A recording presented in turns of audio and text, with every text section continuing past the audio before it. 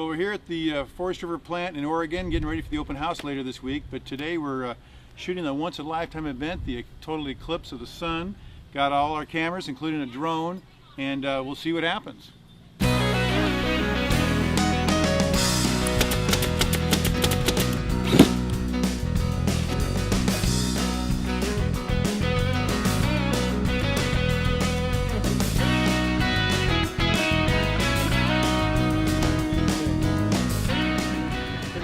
It's kind of cool.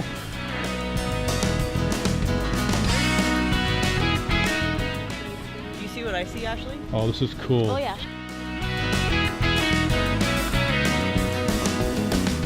It's pretty awesome. It was pretty cool, actually. I didn't think that it was going to be as cool as it was. It was awesome. It was amazing. It was weird. Cold and dark. Simply awe-inspiring. Well, the eclipse was awesome. I'm grateful they gave us a chance to watch it, and I'm happy we got to watch it. We got to get back to getting these coaches ready for the open house. Epic. It's epic.